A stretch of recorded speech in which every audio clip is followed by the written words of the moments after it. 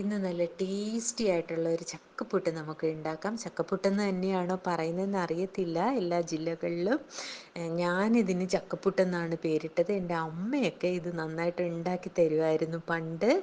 അപ്പോൾ നമ്മൾ നന്നായിട്ട് ചക്ക ക്ലീൻ ചെയ്തെടുക്കുക. എന്നിട്ട് പുട്ടിൻ്റെ മാവ് എങ്ങനെയാണെന്ന് വെച്ചാൽ നന്നായിട്ട് നനച്ച് ഉപ്പും തേങ്ങയും ചേർത്ത് നന്നായിട്ട് നനച്ചെടുത്ത പുട്ടിൻ്റെ മാവാണ് ഞാൻ ഉപയോഗിക്കുന്നത്.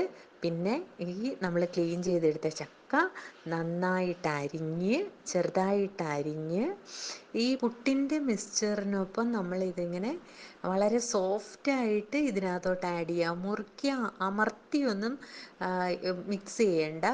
ഇതിങ്ങനെ എന്നിട്ട് ഈ പുട്ട് ഉണ്ടാക്കുന്ന ഇതിൽ നിറച്ചിട്ട് നമ്മളിതിനെ നന്നായിട്ട് ആവിയേറ്റിയെടുക്കുക. നല്ല പഴുത്ത വരിക്കച്ചക്കയാണ് ഞാനിവിടെ